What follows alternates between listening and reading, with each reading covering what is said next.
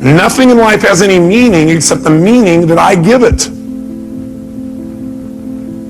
You're the one that puts the label on what things mean. And the last time you were with me, I gave you a phrase when we talked about transformational vocabulary. If you recall, transformational vocabulary is the idea that we get all these pictures and sounds and feelings and sensations start to come in our body, but we don't know what it means till we put a label on it.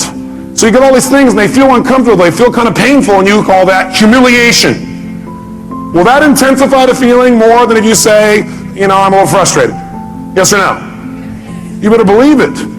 The label we put on our experience becomes our experience. And we are the person doing the labeling. Now, granted, I'll agree that most of us are on automatic pilot. We're using a labeling and a communication process that we don't even think about consciously. And we can easily point to other people and show how they created that feeling for us. And certainly they helped us to get into state. They helped us by giving us some feedback, but we still determine the feeling. I'll give you an example. I was in Hawaii recently. I couldn't believe it. I read this article, and then I saw the thing on TV where they interviewed this guy. He was out swimming, and the shark came and bit his leg off. Yeah. You'd think you'd be fairly upset.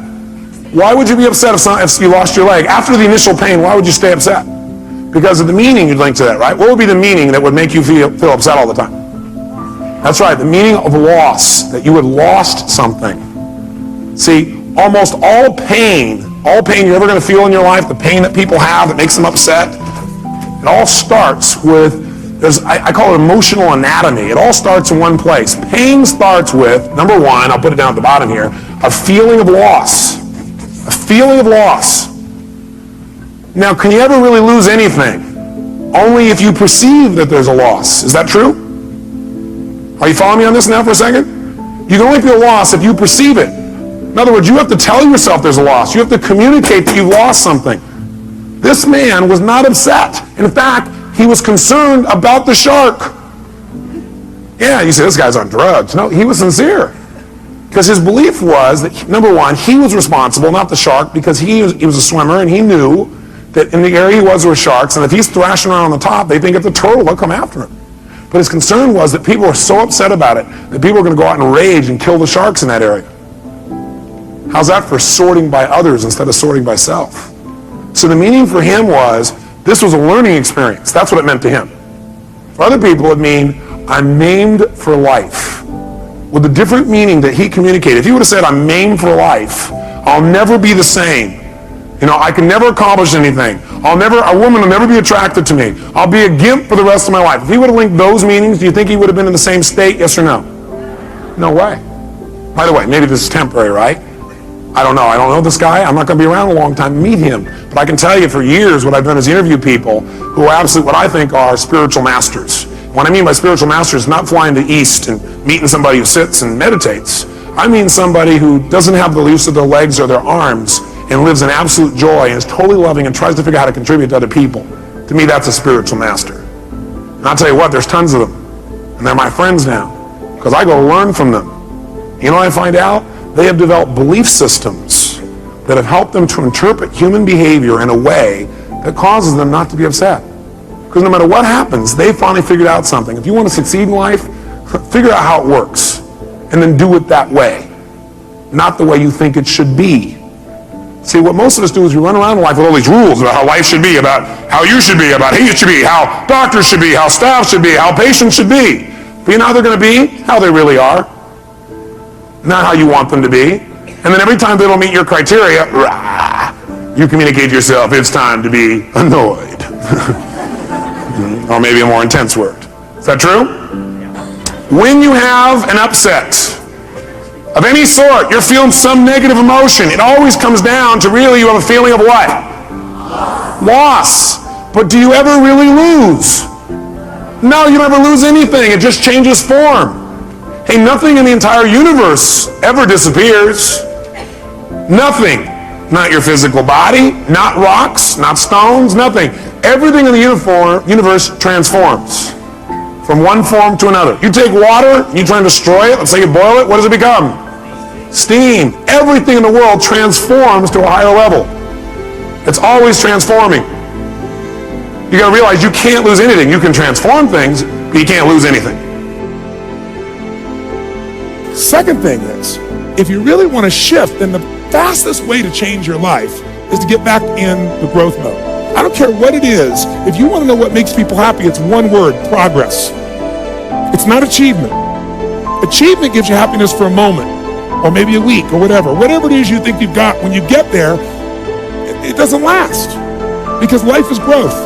We're either growing or we're dying. We all know the phrase, but it's because it's true. You know, phrases that have been overused and sound stupid at this point, the reason they've been overused is because they're accurate. And if you're going to be alive, progress is it. If you want your body to feel alive, you got to make progress. If you want your relationship to be alive, there's got to be progress. If people experience progress, they are happy. If they don't, they won't be. I don't care what they achieve. I don't care where they go. So progress, if you're going to make it, the first place to start to get it is be like a kid again. It's getting people to break their patterns. All the problems in relationships are based on patterns. You interrupt the pattern that doesn't work, it's so easy. But to do that, you got to break your own. To do that, you got to have enough energy. So what I'm going to ask you to do is to be a kid again. Because when you're a kid, you try anything, right? Kids will do anything. If a kid tries something and it doesn't work, they don't feel like a failure. They just get up and try something else. But if an adult tries something and it doesn't work, they go, did anybody see that? No, never doing that crap again. It's bizarre.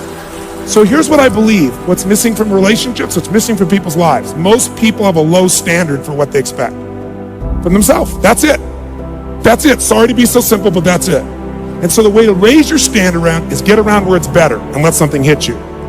Because most people don't have great role models. And when it comes to physical body, I started noticing all my friends talking about, oh, I'm getting old. And they were 48, 45 years old, 40.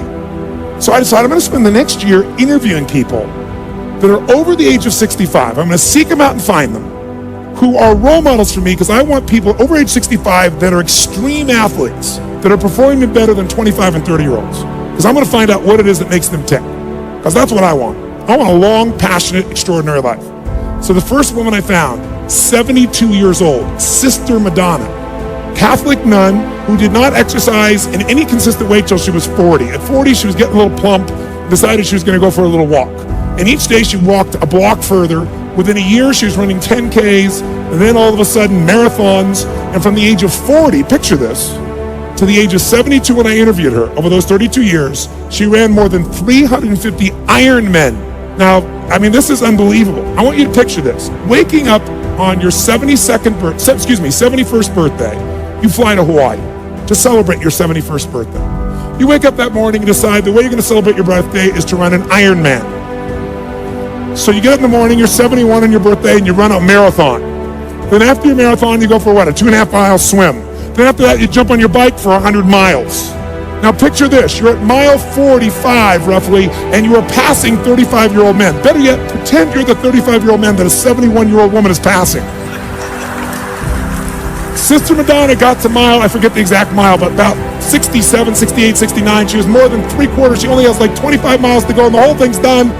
And she's on the big island of Hawaii. And if you've not been there, it's beautiful, but it's desolate. Because you know what's happened is there's no trees. All the lava's come down and wiped out everything. So it's very rocky, and since there's no blockage, there's lots of wind, and the wind's picking up, and it's coming right at her. And she's coming to the end of this thing. She's, maybe got 25 miles to go, and the wind's picked up to 35 miles an hour, then almost 40 miles an hour, and she became a flying nun. It picked the wind, smacked her and her bike, lifted her and smashed her on the rocks. She broke her hip, split her clavicle, cut her face. They took her away in an ambulance. The next year, they started to vote, and they were deciding that they were not going to let anybody over the age of 55 do this because it's too dangerous. So she protested and came up and did it again at the age of 72 and completed it. How's that for some determination, huh? Think of those standards. Think of what's possible. The average person, I'm tired, I'm stressed, and they're 50. Right? I interviewed a man 98 years old. The way I met him is at the New York City, each year they have a race up the Empire State Building, up the stairs. And obviously most people running are 20, 25, 30 years old, maybe 35. 98 years old, running up the Empire State Building steps as a warm-up to the Boston Marathon. So here's what I say to you. If you want to bring a gift back to the clients you work with, the first one you better bring is a renewed energy. A different standard of what you expect from yourself, because the energy is transferred to people. Words by themselves don't do it. If you take these words and you think of words like a little stick pin, you buy a box from a little stick pin, that's a word, and I throw it at you. Will you feel it? Maybe. But if you wire to the back of it an iron bar called emotion, boom, you can put that right through somebody's heart. And it's hard to do that if you don't rejuvenate yourself. You know, their physical, the way they physically feel. Because I felt like it 100 times. And then I worked out, and then I felt way better. When life collapses on you and catch you on the blind side, what reason can you remember that you can call on, that you can reach on, that can make you get back up? Find that reason. Because when life had knocked me down, I said, life, I'm doing this because I want to make my mama proud of me. I'm doing this because I want my children to have a better life than what I had. I'm doing this because all my life I've been told I'd be a loser, that I wouldn't make it. I'm doing this to make them a lie. I believe, like Frank Sinatra, he said, the best revenge in life is massive success. I'm doing this so I can become massively successful. Talent you have naturally. Skill is only developed by hours and hours and hours of beating on your craft. Only thing that I see that is distinctly different about me is I'm not afraid to die on a treadmill. Right?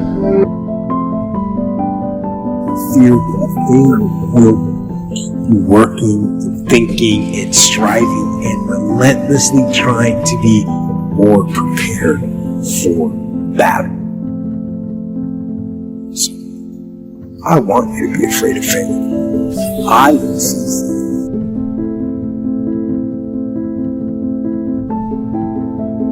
Or laying in bed for an extra 48 minutes will make you happy right now. So there's lots of things that'll make you happy right now, but in the long run, they don't do anything for you. They make you soft. They make you weak.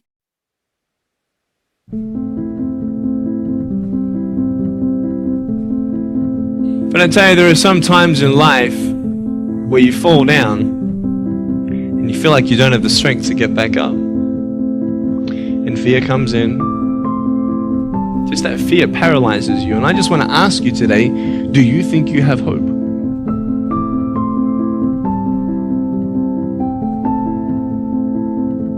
And the more brilliant you are, the more you're going to be tested in life. And if you know that you were designed to do some pretty important stuff, well then you know that what comes with that are bigger and bigger tests.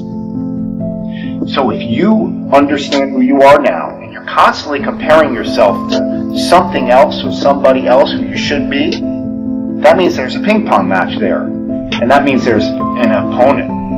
Okay? That means that there's something going on that's saying you should be that person. And that's what I mean by you can't mentally lower your expectations.